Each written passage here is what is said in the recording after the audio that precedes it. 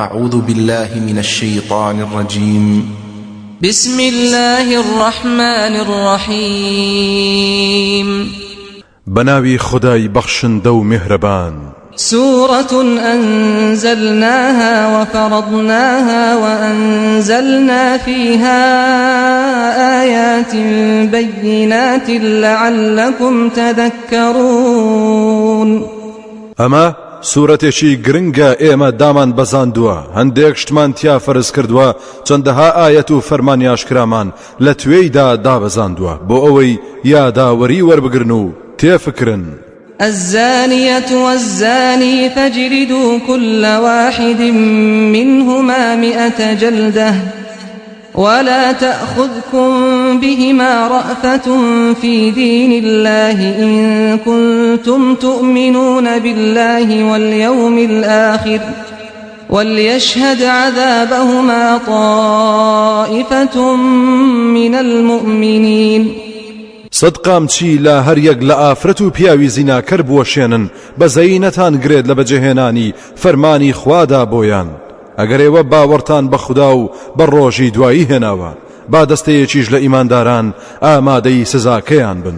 الزاني لا ينكح إلا زانية أو مشركة والزانية لا ينكحها إلا زان أو مشرك وحرم ذلك على المؤمنين. پیاوی زیناکەر تەنها ئافرەتی زیناکەر یاخود مشریک مارە دەکات، ئافرەتی زیناکەریش تەنها پیاوی زیناکەر یاخود مشریک مارەی دەکات. هاوسەرێتی پیاوان و ئافرەتانێک کە بەردەوامن لەسەر زینا ئەوە لەسەر ئیمانداران حرام کراوە. والذين يرمون المحصنات ثم لم يأتوا ب4 شهداء فاجلدوهم 80 جلدة ولا تقبلوا لهم شهادة أبدا وأولئك هم الفاسقون. ئەوانەی کە بوختان دەکەن بۆ ئافرەتانی داوێن پاک و خاوەن مێرد پاشان ناتوانن 4 کەسیش بە شایەت بهێنن، ئەوانە 8 قامچیان لێ بدەن و هەرگیز شایەتیان لێ وەرمەگرن، ئەوانە لە ڕیزی تاوانبار و لە سنوور دەرچوو یاخیەکاندان. إلا الذين تابوا من بعد ذلك وأصلحوا فإن الله غفور رحيم. جگەلەوانەی کە تەوبەی ڕاستەقینەیان کردووە دوای تەمێکردنەکەیان چاکسازی خۆشیان کردووە، ئەوە بێگومان خوددا بەنسبەت ئەو جۆرە کەسانەوە لێ خۆش بوو میهرەبانە.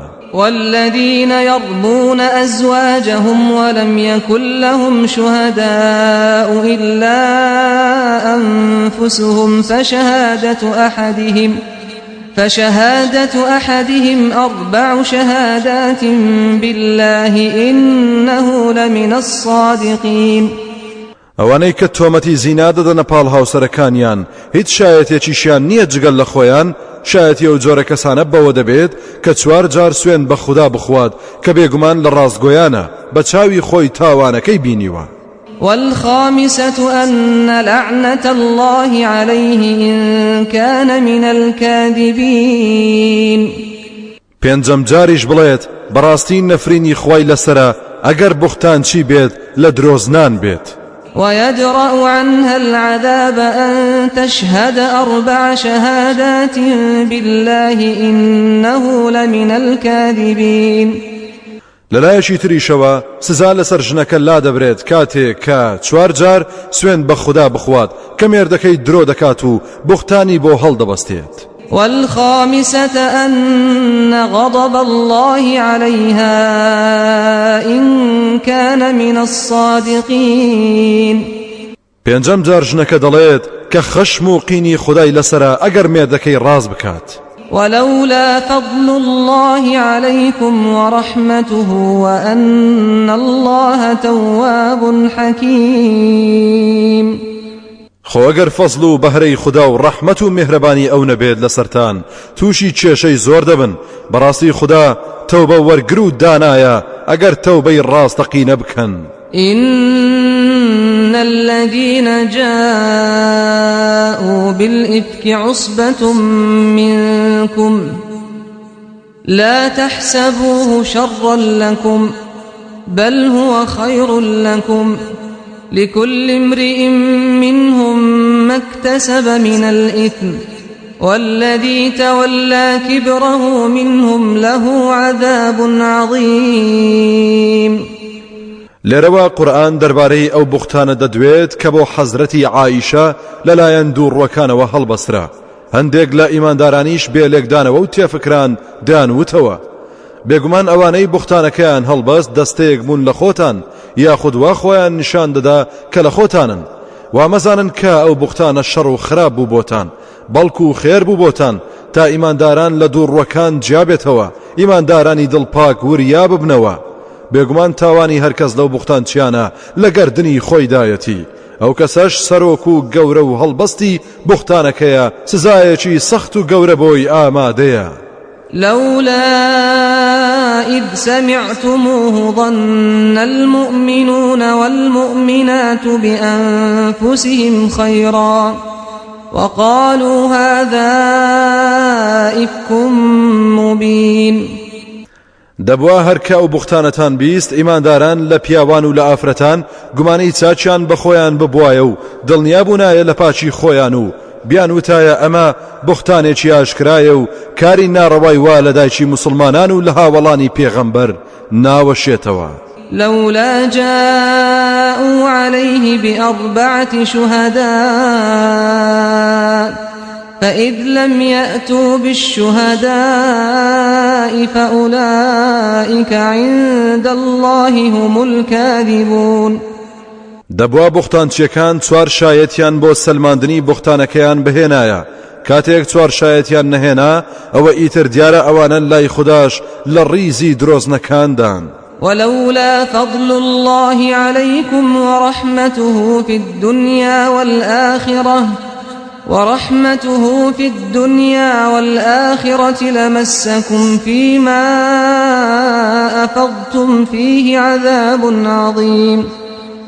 خۆ ئەگەر فەزل و بەزەی خوددا و بەخشندەیەکەی نەبوایە لەسەرتان لە دنیا و قیامەتدا بەهۆی ئەو تاوانەتانەوە سزایەکی زۆر گەورە و سەختتان توش دەبوو بەهۆی ڕۆچوونتان لەو دەنگ و باسەدا. إذ تلقونه بألسنتكم وتقولون بأفواهكم ما ليس لكم به علم وتحسبونه هينا وهو عند الله عظيم. ئەوە بۆ هەردەما و دەم قسە لە زمانی یەکتر وەردەگرن بێلێکدانەوە کاتێک بەزارتان شتێک دەڵێن کە هیچ ئاگاییتان دەربارەی نییە. ئێوە وا دەزانن ئەو بوختانە شتێکی سادە و ئاسانە لە کاتێکدا ئەوە لە لای خوددا زۆر گەورە و ناقۆڵایە. ولولا إذ سمعتموه قلتم ما يكون لنا أن نتكلم بهذا سبحانك هذا بهتان عظيم.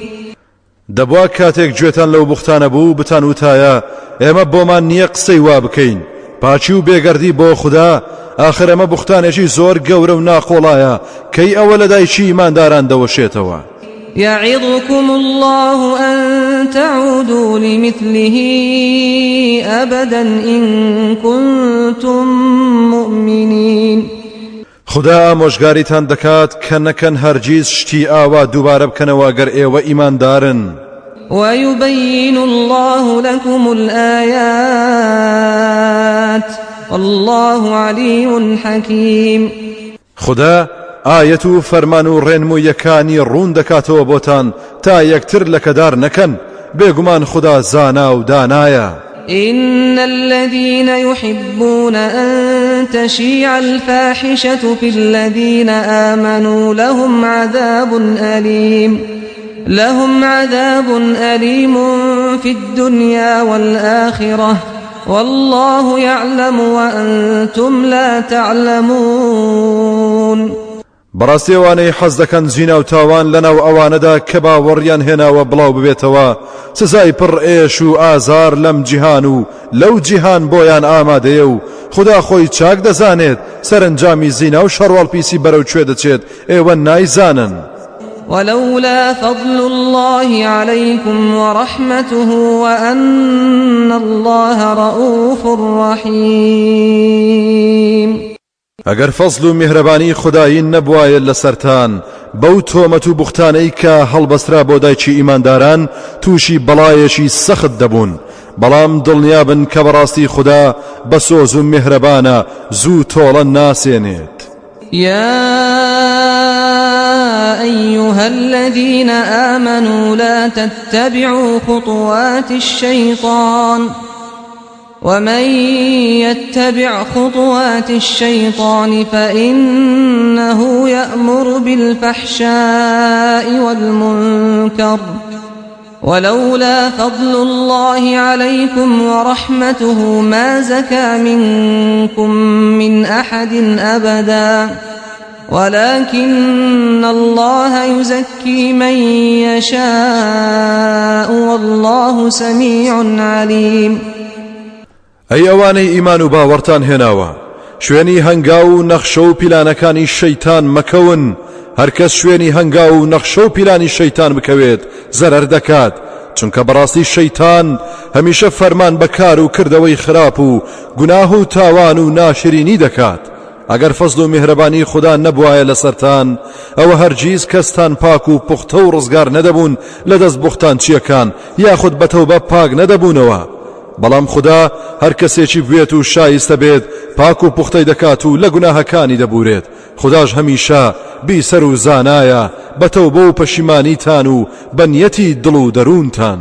ولا يأتل أولو الفضل منكم والسعة أن يؤتوا أولي القربى والمساكين والمهاجرين في سبيل الله وليعفوا وليصفحوا ألا تحبون أن يغفر الله لكم والله غفور رحيم.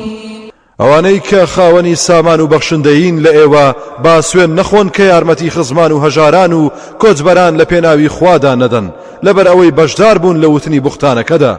دەبا لێبور دەبن، دەبا چاوپۆشی بکەن مەگەر حەز ناکەن خوددا لێتان خۆش ببێت. خودداش هەمیشە لێخۆش بوو میهرەبانە. إن الذين يرمون المحصنات الغافلات المؤمنات لعنوا في الدنيا والآخرة ولهم عذاب عظيم. بەڕاستی ئەوانەی ئافرەتانی ئیمانداری پاک داوێن و خاوەن مێرد و بێ ئاگال لە گوناه تۆمەتبار دەکەن، ئەوانە نەفرینیان لێکراوە لە دنیا و قیامەتدا و سزایەکی گەورە و سەخت ئامادەیە بۆیان لە تۆڵەی لەکەدارکردنی پاکاندا. يوم تشهد عليهم ألسنتهم وأيديهم وأرجلهم بما كانوا يعملون. لروجێکدا کە زمان و دەست و قاچیان لێیان دەبێتە شایەتێکی گۆیا لە بەرامبەر ئەو کردەوانەوە کە ئەنجامیان دەدا و ئەو بوختانانەی کە دەیان کرد. يومئذ يوفيهم الله دينهم الحق ويعلمون أن الله هو الحق المبين. ئەو ڕۆژە خوددا بە گوێرەی کار و کردەوە و ئیمان و باوەڕی حەقیقیان پاداشتیان دەداتەوە. ئەوسا چاک بۆیان دەردەکەوێت کە بەڕاستی خوددا خۆی زاتێکی ڕاست و دروستی ئاشکرایە، هیچ چی لێون نابێت. الخبيثات للخبيثين والخبيثون للخبيثات والطيبات للطيبين والطيبون للطيبات أولئك مبرؤون مما يقولون لهم مغفرة ورزق كريم. ژنانی ناپاک بۆ پیاوانی ناپاک و پیاوانی ناپخت بۆ ژنانی ناپخت، ئافرەتانی پاچیش بۆ پیاوانی پاک، پیاوانی پاچیش بۆ ئافرەتانی پاک. ئەو پاکانە بەرین لەو تۆمەتانەی کە ناپاکان هەڵی دەبەستن، چونکە محەممەدی پاک هاوسەری عائیشەی پاکە. بۆ ئەو چاکانە لێخۆش بوون و ڕزق و ڕۆزی بە نرخ ئامادەیە. يا أيها الذين آمنوا لا تدخلوا بيوتا غير بيوتكم حتى تستأنسوا وتسلموا على أهلها ذلكم خير لكم لعلكم تذكرون ئەی ئەوانەی باوەڕتان هێناوە مەچنە هیچ ماڵێکی تر جگەل لە ماڵەکانی خۆتان هەتا کارێک نەکەن کە ئەوان ئاگادار بن وەکو زەنگلێدان یا لە دەرگادان پاشان کەمەڵە دران سەلام بکەن لە خەڵکی ماڵەکە ئەوە چاکترە بۆتان و بەو شێوەیە ڕەفتار بکەن هەوڵ بدەن لە یادتان بێت و ئەو شێوازە فەرامۆژ نەکەن کاتی لەبار و گونجاو هەڵبژێرن بۆ سەردانەکانتان بۆ ئەوەی میوان و خاوەن ماڵ دڵیان بە یەک بکرێتەوە فإن لم تجدوا فيها أحدا فلا تدخلوها حتى يؤذن لكم وإن قيل لكم ارجعوا فارجعوا هو أزكى لكم والله بما تعملون عليم جاگەر کەستان نەبینی تیایدا یاخود هەستان کرد کەس لە ماڵ نییە مەچنە ژوورەوە هەتا مۆڵەت نەدرێن ئەگەر پێتان وترا بگەڕێنەوە کاتمان نییە یا کارمان هەیە بگەڕێنەوە بەبێ دڵگرانی ئەوە چاکترە بۆتان چاچیش بزانن خدا زانایە بە هەموو ئەو کار و کردەوانەی کە ئەنجامی دەدەن ليس عليكم جناح أن تدخلوا بيوتا غير مسكونة فيها متاع لكم والله يعلم ما تبدون وما تكتمون گوناهبار نابن ئەگەر بچنە ماڵێکەوە کەسی تێدا نیشتەجێ نەبێت و کەلوپەلی خۆتانی تێدا بێت خداش دەزانێت و ئاگادارە بەوەی دەری دەخەن و بەوەشی کە دەیشارنەوە قل للمؤمنين يغضوا من أبصارهم ويحفظوا فروجهم قل للمؤمنين يغضوا من أبصارهم ويحفظوا فروجهم ذلك أزكى لهم إن الله خبير بما يصنعون أي پیغمبر بە پیاوانی ئیماندار بڵێ چاویان بپارێزن لە سەرنجدانی ئافرەتانی نامەحرەم هەروەها ناموس و عەورەتی خۆیان لە حەرام بپارێزن بێگومان ئەوە پاکتر و پخوترە بۆیان بۆ دڵ و دەروون و ڕواڵەت و ڕۆح و لاشەیان بەڕاستی خدا ئاگادارە بەو هەڵس و کەوت و ڕەفتارانەی کە دەیکەن وقل للمؤمنات يغضضن من أبصارهن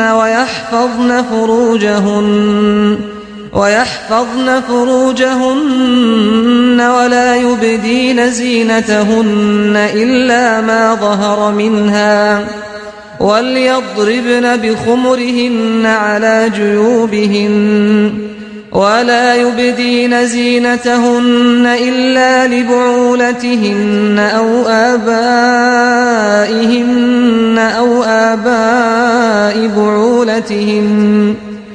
أو آباء بعولتهن أو أبنائهن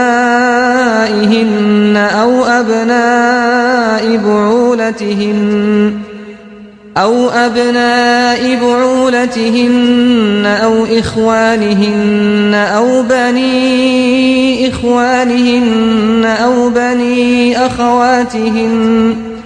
أو بني أخواتهن أو نسائهن أو ما ملكت أيمانهن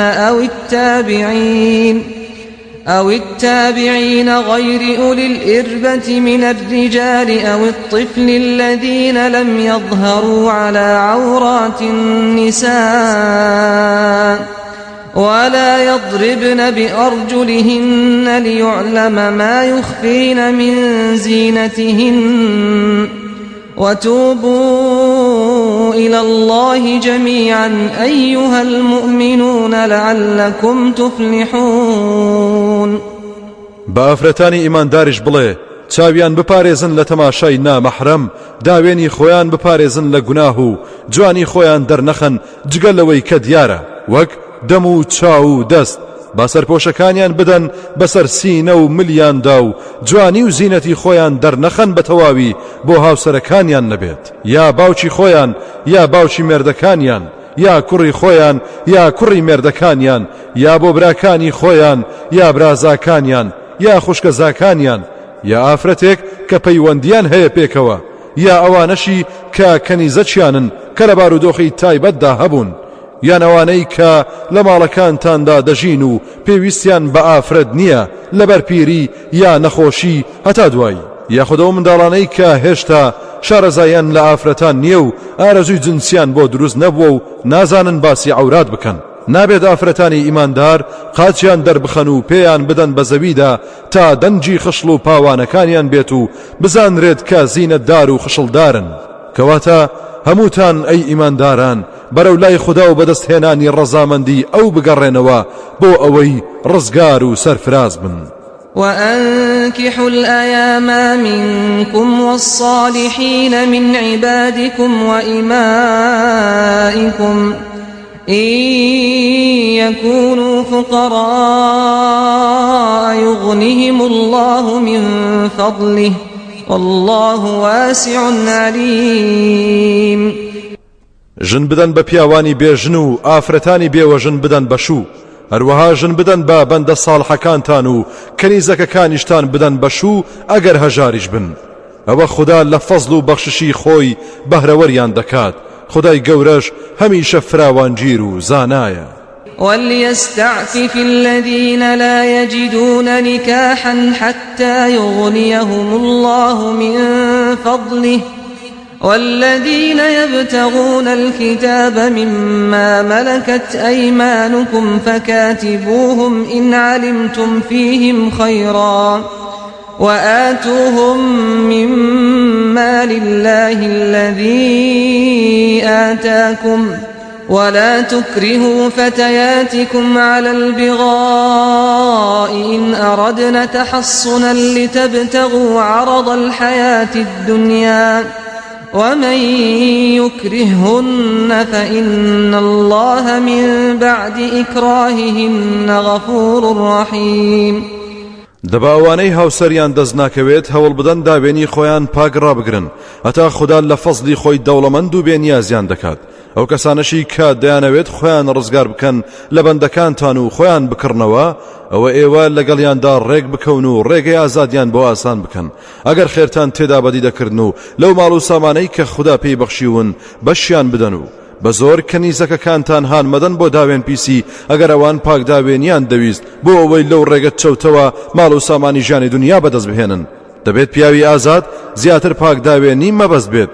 جا ئەوەی بە زۆر ئەو گوناهەیان پێ بکات ئەوە بەڕاستی خوددا دوای ئەو زۆر بۆ هێنانیان لێ خۆشبوو میهرەبانە و چاوپۆشیان لێ دەکات. ولقد أنزلنا إليكم آيات مبينات ومثلا من الذين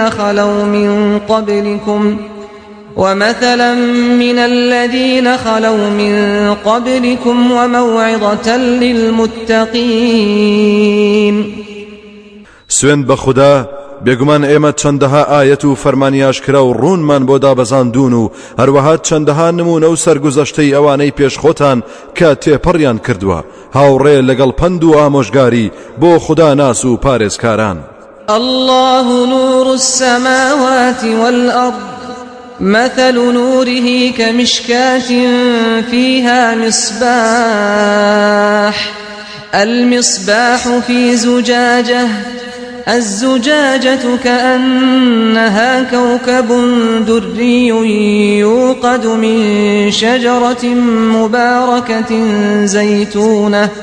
زيتونة لا شرقية ولا غربية يكاد زيتها يضيء ولو لم تمسسه نار نور على نور يهدي الله لنوره من يشاء ويضرب الله الأمثال للناس والله بكل شيء عليم. خدا نور و ڕووناچی ئاسمانەکان و زەویە نور و ڕووناچی بەخشە پێیان نمونەی نور و ڕووناچەکەی وەک تاقێک وایە چرایەکی تێدا بێت چراکەش لەناو شوشەیەکدا بێت شوشەکەش وەک هەسارەیەکی گەش و پڕشنگدار وابێت و داگیرسا بێت بە ڕۆنی درەختی مبارەک و بە فەڕی زەیتون ڕووی نە لە ڕۆژ هەڵات و نە لە ڕۆژ ئاوا بێت لە شوێنێکدا بێت بەیانی و ئێوارە خۆر لێی بدات ڕۆنەکەشی ئەوەندە پاک و بێگەردە خەریکە خۆی دابژێرسێت و ڕووناچی بداتەوە ئەگەر ئاگریش لێی نەدات ئەو هیدایەت و ڕێنموویە کە قورئانە ڕووناچیە لەسەر ڕووناچی. خداش هیدایەتی ئەو کەسانە دەدات کە دەیەوێت و شایستن بۆ لای نووری خۆی کە قورئانە. خدا چەندەها نمونە دەهێنێتەوە بۆ خەڵکی تا لە نمونە معنەویەکان تێبگەن. خداش بە هەموو شتێک زانایە. في بيوت أذن الله أن ترفع ويذكر فيها اسمه يسبح له فيها بالغدو والآصال. ئەو نورەش دەست دەکەوێت لە چەند ماڵێکدا کە مزگەوتەکانن. خدا فەرمانی داوە کە دروست بکرێن و بەرز بکرێنەوە و ناوی پیرۆزی ئەوی تیادا ببرێت. نوێژ و قورئان و وانەی ئاینی تێدا ئەنجام بدرێت و ستایش و تەسبیحاتی تیادا بکرێت لە بەیانیان و دەمە و ئێواراندا. رجال لا تلهيهم تجارة ولا بيع عن ذكر الله لا تلهيهم تجارة ولا بيع عن ذكر الله وإقام الصلاة وإيتاء الزكاة يخافون يوما تتقلب فيه القلوب والأبصار. پیاوانێک ستایشی خدا دەکەن لەو مزگەوتانەدا کە بازرگانی و کڕین و فرۆشتن سەرگەرمیان ناکات و غافڵ نابن لە یادی خدا و ئەنجامدانی نوێژەکان و بەخشینی زەکات و لە ڕۆژێک دەترسن کە دڵان و چاوان تیایدا ئاوەژوو دەبن لە ترس و هەیبەتی ئەو ڕۆژە. ليجزيهم الله أحسن ما عملوا ويزيدهم من فضله والله يرزق من يشاء بغير حساب. بأميدي أوان خدا بچاكترين شيوة پاداشتيان بداتەوە و لە فەزل و بەخششی خۆی بەهرەوەریان بکات. بەڕاستی خدا ڕزق و ڕۆزی بێسنوور دەبەخشێت بە هەر کەس کە بیەوێت و شایستە بێت. والذين كفروا أعمالهم كسراب بقيعة يحسبه الظمآن ماء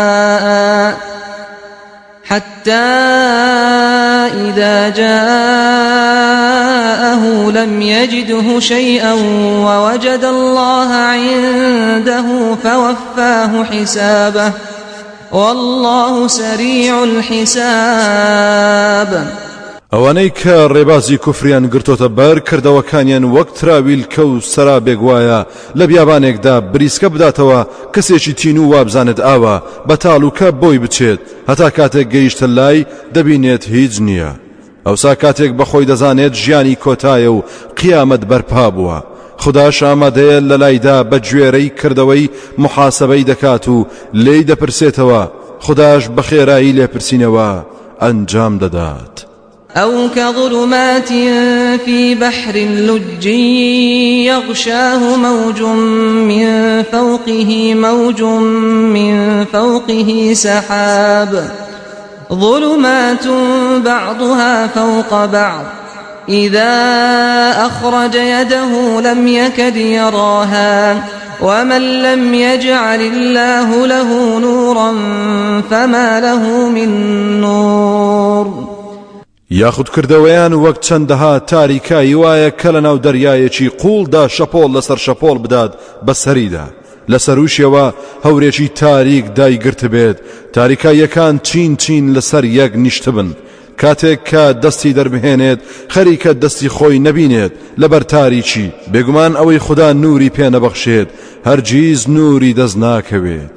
ألم تر أن الله يسبح له من في السماوات والأرض والطير صافات كل قد علم صلاته وتسبيحه والله عليم بما يفعلون. ئایا نەتبینیوە کە بەڕاستی هەرچی و هەر کەس لە ئاسمانەکان و زەویدا هەیە تەسبیحات و ستایشی خدا دەکەن هەروەها باڵندەکانیش لە کاتێکدا پۆل پۆل بە ئاسماندا دەفڕن هەر هەمویان ستایش و پەرستش و تەسبیحاتی خۆیان زانیوە خداش هەمیشە زانایە بەوەی کە دەیکەن. ولله ملك السماوات والأرض وإلى الله المصير. هەموو ئاسمانەکان و زەوی هەر خوددا خاوەنیانە سەرنجام گەڕانەوەی هەمووان هەر بۆ لای خوددایە. ألم تر أن الله يزجي سحابا ثم يؤلف بينه ثم يجعله ركاما فترى الودق يخرج من خلاله وينزل من السماء من جبال فيها من برد فيصيب به من يشاء ويصرفه عن من يشاء يكاد سنا برقه يذهب بالأبصار. ئایا نابینیت کە بێگومان خوددا بە ئارامی و شوێنەی هەورەکان بە ئاسماندا دەبات دوایی پەیوەستیان دەکات بە یەکەوە ئەوسا کەڵەکەیان دەکات لەسەر یەک اینجا دەبینیت لە توێی ئەو هەورانەوە کە وەکو چێوان باران و تەرزە دەبارێنێت کاتێک کە بەفڕۆکە سەر و هەورەکان دەکەوین بە چاچی بۆمان دەردەکەوێت کە هەورەکان وەک چیا چوون بە ئاسماندا و دۆڵ و شیو لە نێوانیاندا هەیە. جا لە سوودی ئەو بارانە بە هەر کەس خوددا بیەوێت خێر و بەرەکەت دەبەخشێت هەر کەسیش کە بیەوێت لێی دوور دەخاتەوە. هەورە بروسکەکان ئەوەندە بەهێزن خەریکە بریسکەکەیان بینایی چاوان بەرێت. يقلب الله الليل والنهار إن في ذلك لعبرة لأولي الأبصار. خدای گەورە ئاڵوگۆڕ بە شەو ڕۆژ دەکات بەڕاستی ئالە شتانەدا پند و ئامۆژگاری هەیە بۆ خاوەن دید و ڕۆشنبیرەکان. والله خلق كل دابة من ماء فمنهم من يمشي على بطنه ومنهم من يمشي على رجلين ومنهم من يمشي على أربع يخلق الله ما يشاء إن الله على كل شيء قدير. هەروەها خوددا هەموو زیندەوەرێکی لە ئاوێکی تایبەت دروست کردووە جا هەیانە لەسەر سکی دەڕوات هەشە لەسەر دوو قاچ دەڕوات هەشە لەسەر چوار پێ دەڕوات. خوددا هەرچی بوێت دروستی دەکات بەڕاستی خوددا دەسەڵاتی بەسەر هەموو شتێکدا هەیە.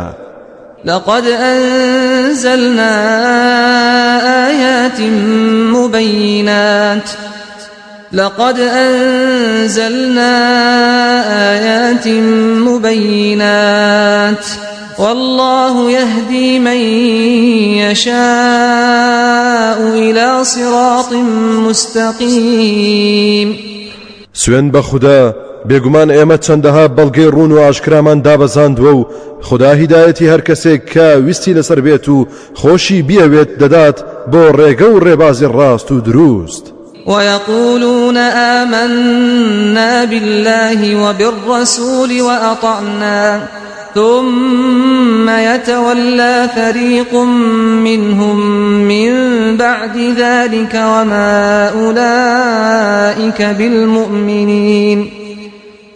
دوڕوەکان تەنها بە زمان دەڵێن ئێمەش باوەڕمان هێناوە بە خوددا و بە پێغەمبەر و فەرمان بەرداریشین کەچی لەوە دوا دەستەیەکیان ڕوو وەردەجێڕن و درۆ دەکەن ئەوانە ئیماندار نین.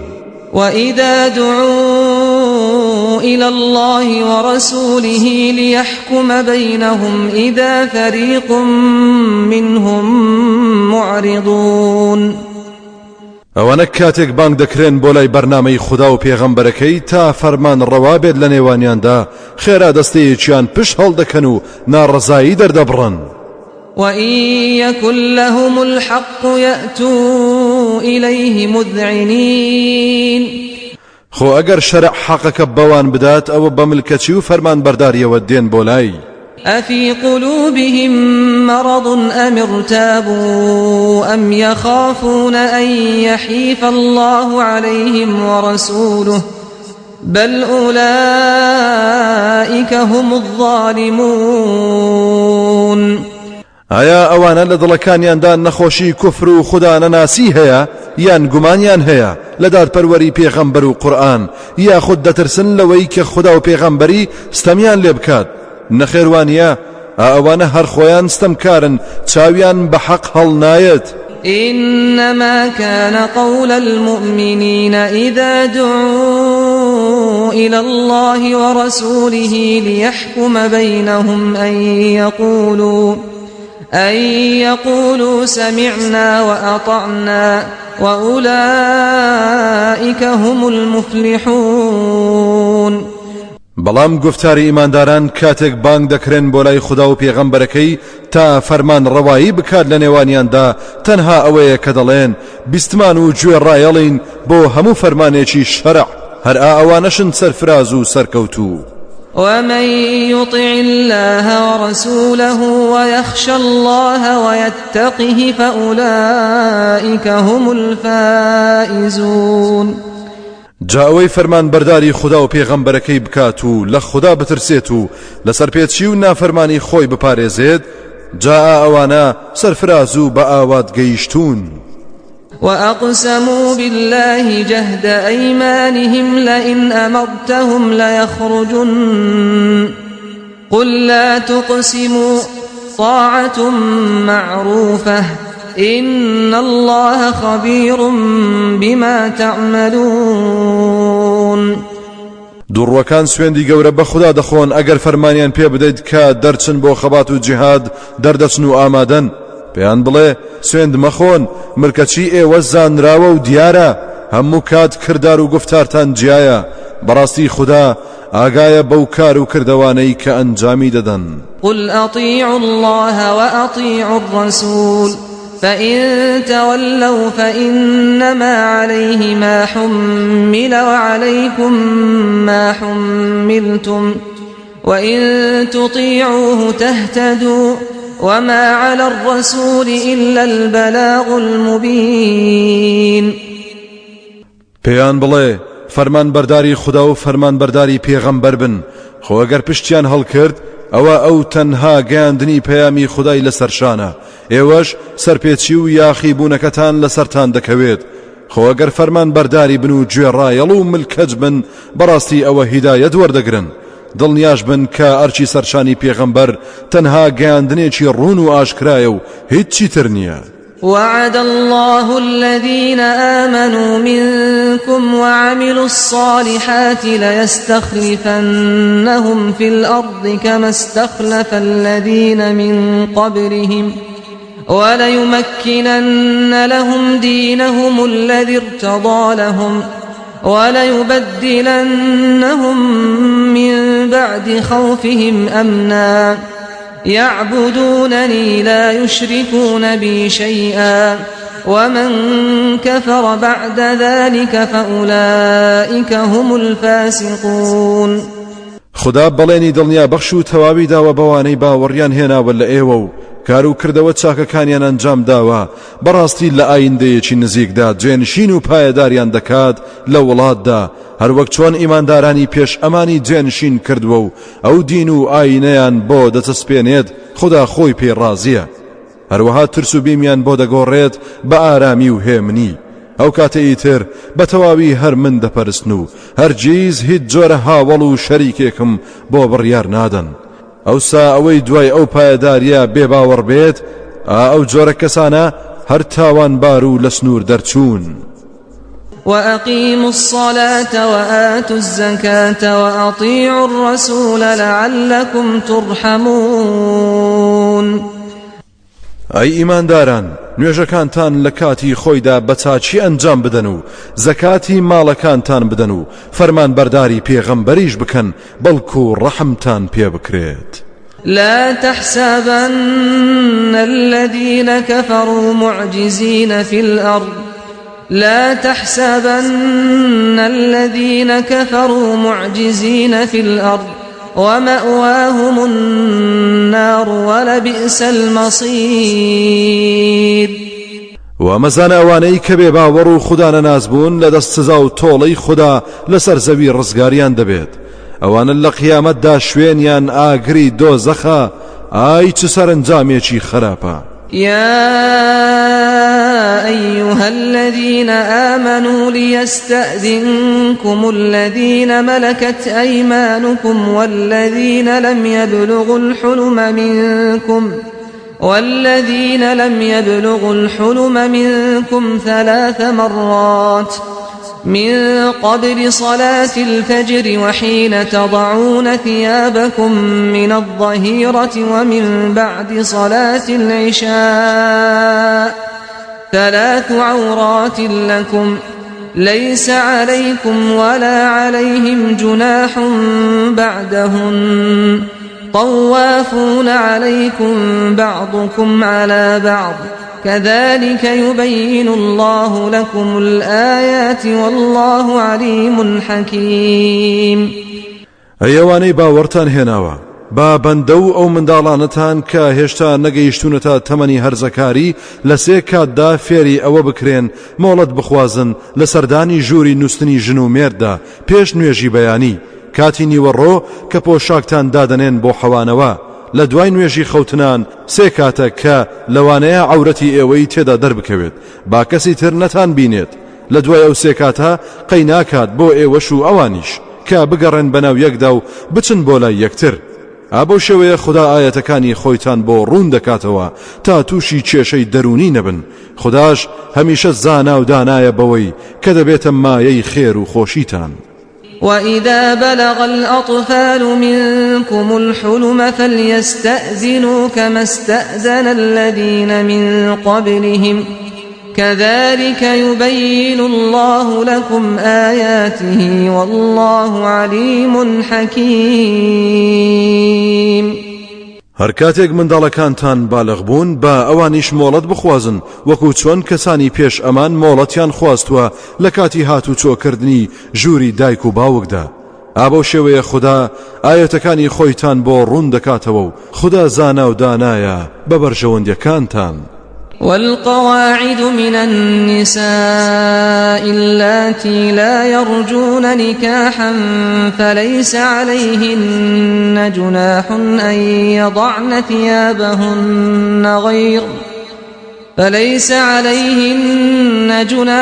أن يضعن ثيابهن غير متبرجات بزينة وأن يستعففن خير لهن والله سميع عليم.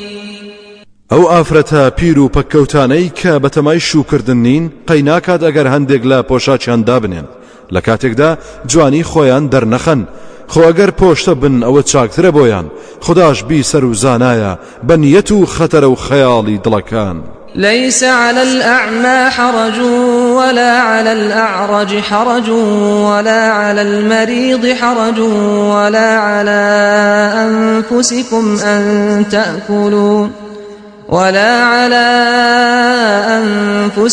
أن تأكلوا من بيوتكم أو بيوت آبائكم أو بيوت أمهاتكم أو بيوت إخوانكم أو بيوت أخواتكم أو بيوت أعمامكم أو بيوت عماتكم أو بيوت أخوالكم أو بيوت خالاتكم أو ما ملكتم مفاتحه أو صديقكم ليس عليكم جناح أن تأكلوا جميعا أو أشتاتا فإذا دخلتم بيوتا فسلموا على أنفسكم تحية من عند الله مباركة طيبة كذلك يبين الله لكم الآيات لعلكم تعقلون. شوێر و نابینا گوناه و گلەیان لەسەر نییە هەروەها شەل نەخۆش هەروەها خۆشتان کە خواردن بخۆن لە ماڵی خۆتان یان ماڵی باوکانتان یا ماڵی دایکانتان یا ماڵی براکانتان یا ماڵی خوشکەکانتان یا ماڵی مامەکانتان یا ماڵی پورەکانتان خوشکانی باوک یا لە ماڵی خاڵەکانتان یا لە ماڵی پورەکانتان خوشکانی دایک یا ئەو ماڵەی کە کلیلی لەلای ئێوەیە یا ماڵی هاوڵتان هیچ گوناهتان ناگات کە بە کۆمەڵ لەسەر یەک سفرە نان بخۆن یاخود جیابەجیا هەر کاتێک چوونە هەر ماڵێک سەلام لە خۆتان بکەن و سەلام لە یەکتر بکەن سەلامێک لەلایەن خودای گەورەوە کە پڕ لە بەرەکەت و فەڕ و جوانی و پاچی ئابەو شێوەیە خوددا ئاەتەکانی خۆیتان بۆ ڕوون دەکاتەوە بۆ ئەوەی بیر و هۆش بکەنەوە و لێکی بدەنەوە کە چ پەروەردگارێکی دڵسۆزمان هەیە چۆن دەیەوێت ژیانمان بە شێوەیەک ڕێک بخات کە بە خۆشی و شادی پێکەوە بژین دوور لە گرفت و کێشەی دەرونی و ڕەوشتی و کۆمەڵایەتی إنما المؤمنون الذين آمنوا بالله ورسوله وإذا كانوا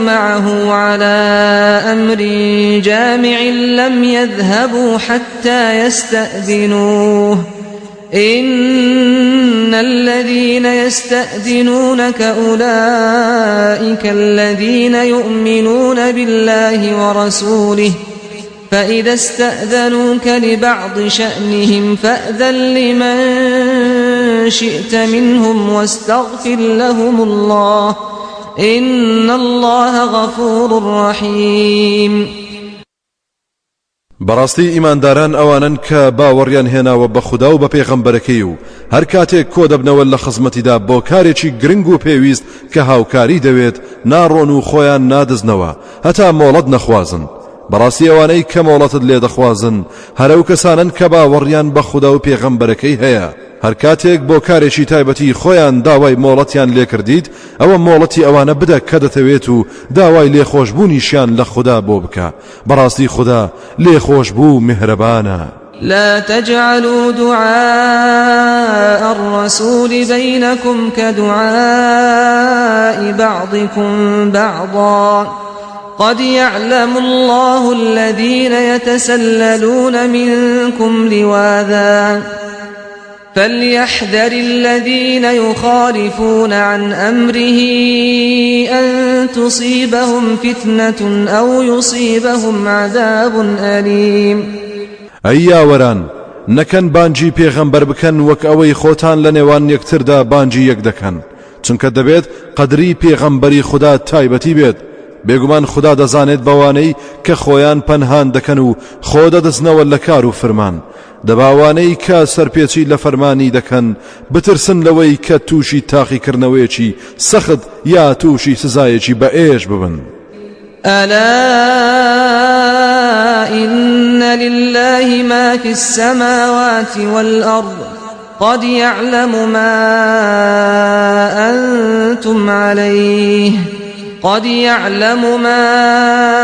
أنتم عليه ويوم يرجعون إليه فينبئهم بما عملوا والله بكل شيء عليم ئاگادار بن کە هەرچی لە ئاسمانەکان و زەویدا هەیە خوددا خاوەنیانە زۆر بە چاچی دەزانێت ئێوە چی دەکەن و خەریکی چین ئەو ڕۆژەش کە دەبرێنەوە بۆ لای هەواڵی هەموو ئەو کارانەیان پێدەڵێت کە ئەنجامیان داوە و خوددا هەمیشە بە هەموو شتێک ئاگا و زانایە